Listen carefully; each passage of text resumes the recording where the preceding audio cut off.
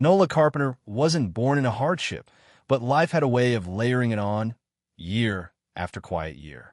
She grew up in Harmony Creek, a small town nestled in the Appalachian foothills, the kind of place where everyone knew your name and your grandma's best pie recipe.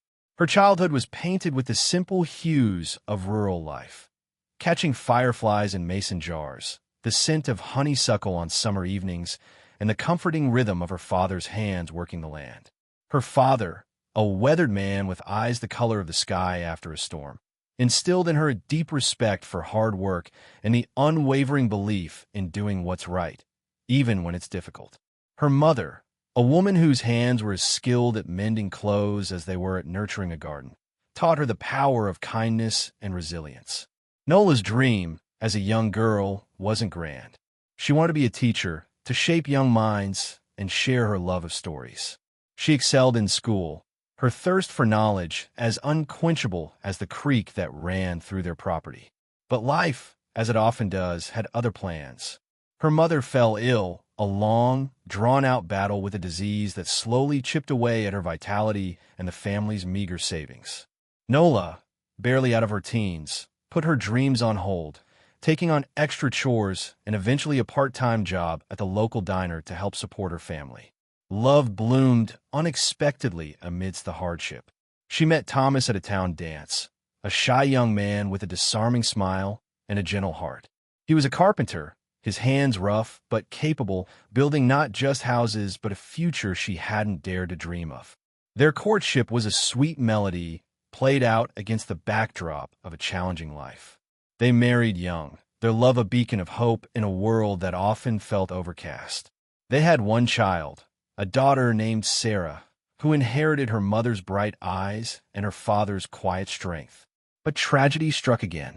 Thomas was diagnosed with a rare heart condition, a cruel twist of fate that left Nola a widow at 45, with a young daughter to raise and a mountain of medical bills. She sold their small farm, the land that held so many memories, and moved into a modest house in town, the house that would become both her sanctuary and her burden. She worked tirelessly, taking on any job she could find, factory work, cleaning houses, waitressing. She poured all her energy into providing for Sarah, sacrificing her own needs and desires. The house, a small, two-bedroom bungalow with a porch swing that creaked with age, was more than just bricks and mortar. It was the embodiment of her love for Thomas, the place where they had shared laughter and tears, where they had watched Sarah take her first steps. It was a tangible link to a past that was both beautiful and painful. Each scratch on the wooden floor, each faded patch on the wallpaper, held a memory. Selling it was unthinkable. The mortgage, however, became a constant source of anxiety. The initial loan was manageable, but the medical bills, coupled with a period of unemployment after the local factory closed, forced her to refinance, taking on higher interest rates and extending the repayment period. It felt like a never-ending cycle, a weight that pressed down on her with each passing year. She tried to keep up with the payments, scrimping and saving, but it was a constant struggle.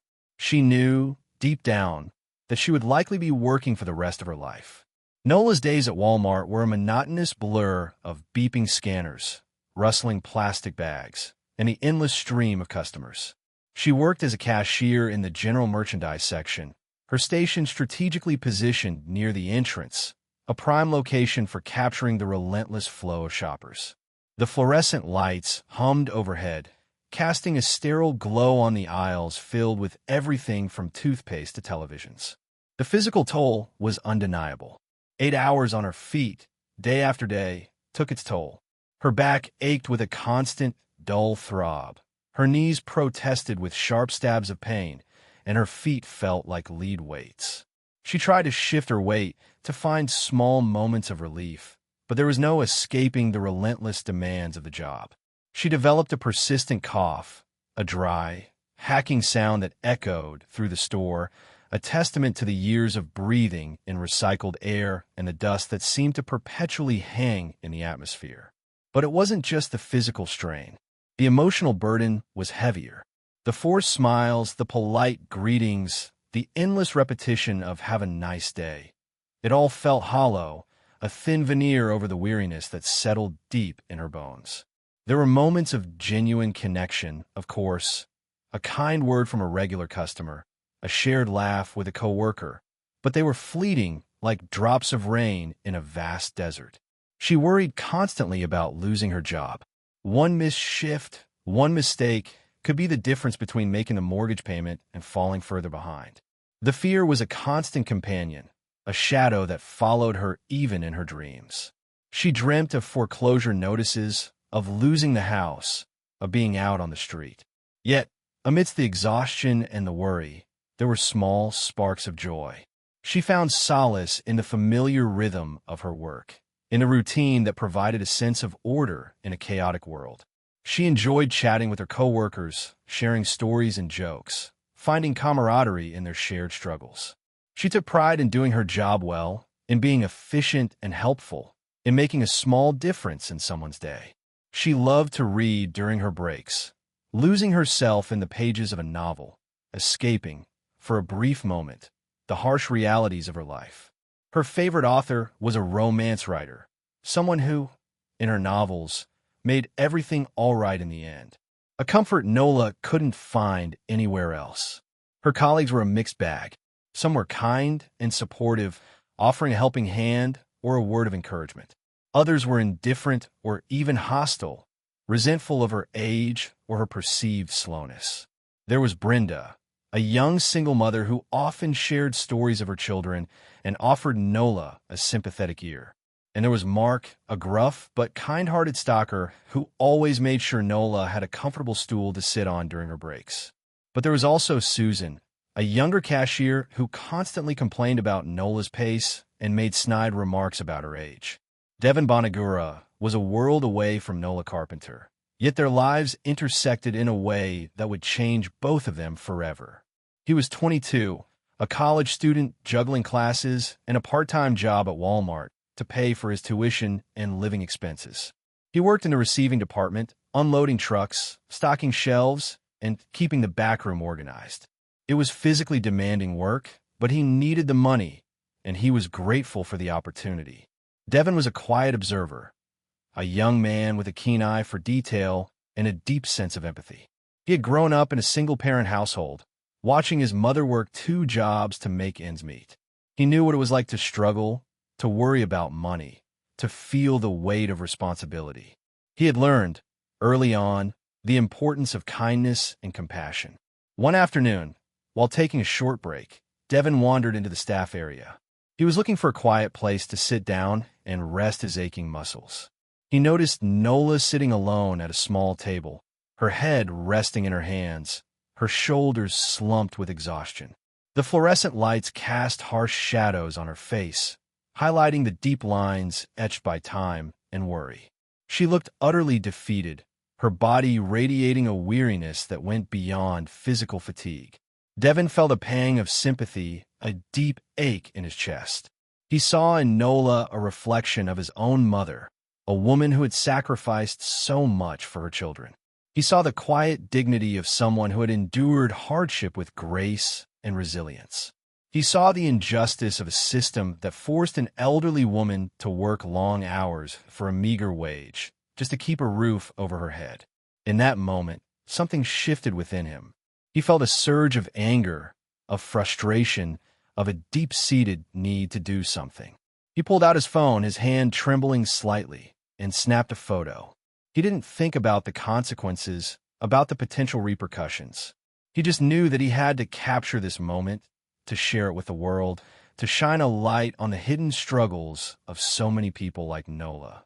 He uploaded the photo to TikTok, adding a short caption. "This is Nola. She's 82 years old and works at Walmart. She's exhausted. She deserves better." He added a few hashtags. #Walmart, #elderly workers, #retirement, #justice. He didn't expect much. He had a small following, mostly friends and family. He just wanted to share Nola's story, to make people think, to maybe, just maybe, spark a conversation. He was both nervous and excited, but most of all he was doing what he thought was right. Devon's video, a simple snapshot of a weary woman, ignited a firestorm on social media. The initial trickle of views and likes quickly turned into a torrent. Within hours, the video had been viewed thousands of times, then tens of thousands, then hundreds of thousands. The comments section exploded with a mix of emotions: outrage, sadness, empathy, and a growing chorus of calls for action. "This is heartbreaking," one comment read. "No one should have to work like this at her age." "Walmart should be ashamed," another declared. "We need to do something to help her," a third chimed in. The video was shared across multiple platforms, reposted by influencers, celebrities, and news outlets. It became a trending topic on Twitter, a viral sensation that captured the attention of millions. The story resonated with people from all walks of life, transcending age, race, and socioeconomic status. It tapped into a deep well of frustration and anger about economic inequality, the struggles of the working class, and the plight of the elderly. But not all the reactions were positive. Some people accused Devon of exploiting Nola, of invading her privacy, of using her story for his own gain. Others questioned the authenticity of the video, suggesting it was staged or manipulated. There were trolls and cynics, as there always are on the internet, who try to tear down the story and discredit Devon. "This is just another virtue-signaling stunt," one commenter wrote. "She probably wants to work," another argued. "Some people like to stay busy." "Fake news," a third declared. The debate raged on, fueling the viral spread of the video. News outlets picked up the story, running headlines like "Elderly Walmart Worker's Photo Sparks Outrage," and "TikTok Video Exposes Harsh Reality of Aging in America." The story became a national conversation, a symbol of a larger problem. The viral video quickly reached the attention of Walmart management. Roger Thompson, the store manager, a man whose starched shirt and tightly knotted tie mirrored his rigid personality, was furious. He saw the video as a direct threat to the company's image, a public relations nightmare that could damage sales and investor confidence. He was under immense pressure from his superiors to contain the situation, to silence the criticism, to make the problem go away. He summoned Devon to his office, his face a mask of disapproval. The office was small and sterile, the walls adorned with motivational posters that seemed to mock the situation. "Devon," Thompson began, his voice cold and clipped, "I've seen the video you posted on TikTok. It's unacceptable. It violates company policy. It paints Walmart in a negative light." Devon stood his ground, his heart pounding in his chest, but his voice surprisingly steady. "I just wanted to show people what Nola is going through," he said. "She's 82 years old, and she's exhausted. She deserves to be retired." "That's not your decision to make," Thompson snapped. "You're not a spokesperson for Walmart. You're a part-time employee. You need to take the video down. Immediately." "I won't," Devon replied, his voice unwavering. "I believe in what I did. I believe in standing up for what's right." Thompson's face turned red. "If you don't take the video down," he threatened, "I'll have to call the police. You're trespassing. You're harassing a fellow employee." Devon was stunned. He hadn't expected this level of hostility. He knew he was risking his job, but he couldn't back down. He had started something, and he had to see it through. "I'm not harassing anyone," Devon said. "I'm just trying to help." "You're not helping," Thompson retorted. "You're making things worse. You're causing a scene. You're damaging the company's reputation." The meeting ended with a stalemate. Devon refused to remove the video, and Thompson, after a period of consideration and consultation, suspended Devon without pay, pending further investigation. Devon walked out of the office, his head held high, but his stomach churning with anxiety. He had lost his job, his source of income, his means of paying for school. But he didn't regret his actions. He had stood up for what he believed in, and he had sparked a conversation that needed to be had. Word of Devon's suspension spread quickly through the store and online. Many of his co-workers were outraged, expressing their support for him and their admiration for his courage. Some even threatened to quit in protest. But others were afraid, worried about losing their own jobs if they spoke out. The online debate intensified, with many people condemning Walmart's actions and calling for a boycott.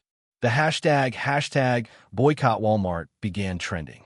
The idea for a GoFundMe campaign came from Sarah, Nola's daughter, who had been alerted to the situation by a friend who had seen the viral video.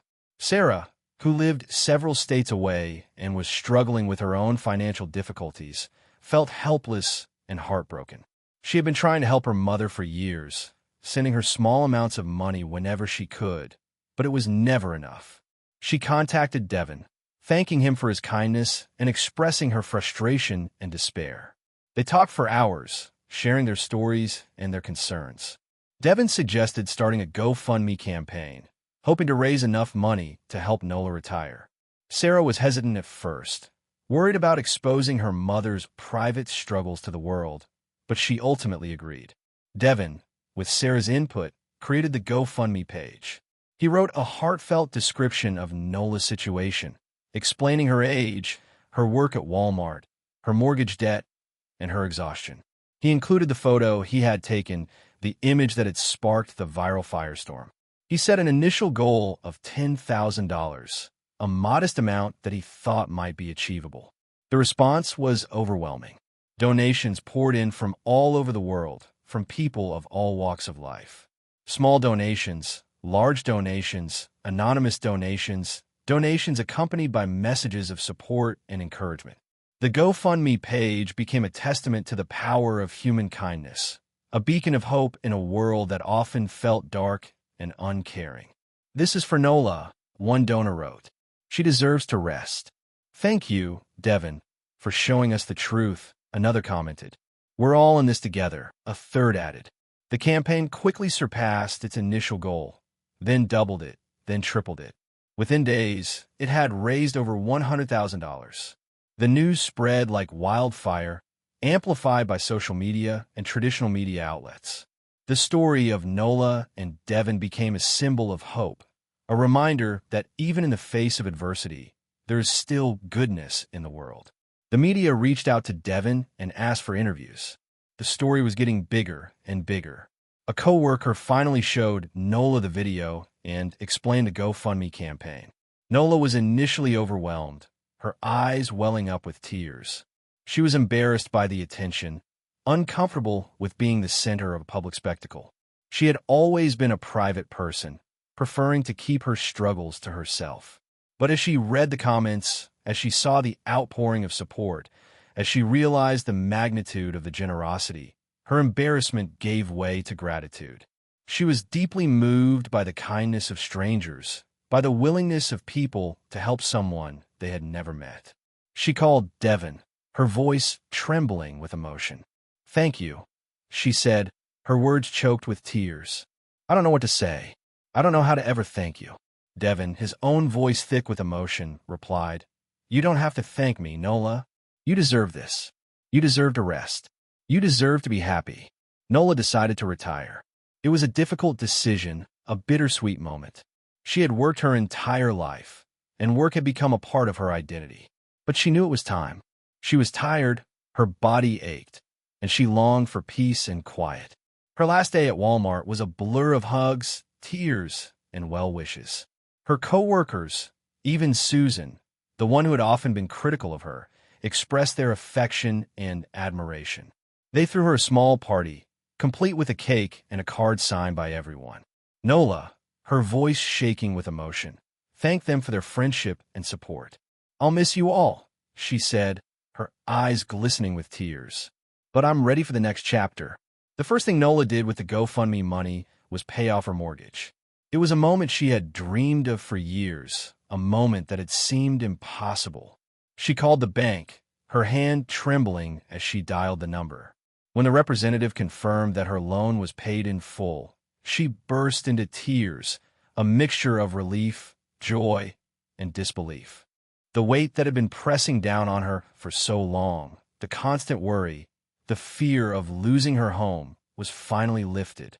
She felt a lightness she hadn't experienced in years, a sense of freedom that was both exhilarating and terrifying. Nola's retirement didn't mark the end of the story. It was the beginning of a new chapter, not just for her, but for Devon and for the wider conversation about aging, work, and economic justice. Nola embraced her newfound freedom with a quiet joy. She spent her days reading, gardening, and spending time with Sarah and her grandchildren, who visited her often. She reconnected with old friends, rekindled old hobbies, and discovered new passions. She took up painting, her canvases filled with vibrant colors and scenes from her beloved Appalachian Mountains. Devon, after a period of uncertainty, found a new job, a better job, one that paid more and offered better benefits. He continued to use his social media platform to raise awareness about social issues, to advocate for change, and to share stories of hope and resilience. He became a voice for the voiceless, a champion for the underdog. Walmart, facing mounting public pressure and a potential boycott, issued a statement expressing their concern for Nola and their commitment to their employees. They announced a review of their policies regarding elderly workers and promised to make improvements. Whether these changes were substantive or merely cosmetic remained to be seen, but the public scrutiny had forced them to acknowledge the issue. The story of Nola and Devon sparked a national conversation about the challenges faced by older workers in America. It highlighted the inadequacy of the social safety net, the rising cost of living, and the growing gap between the rich and the poor. It prompted discussions about retirement security, affordable health care, and the need for a more just and equitable society. The story's legacy was one of hope and inspiration. It showed the power of empathy, the importance of standing up for what's right, and the transformative potential of human connection. It reminded people that even small acts of kindness can have a profound impact, and that even in the darkest of times, there is always light to be found. And that light often is simply another human being reaching out a hand.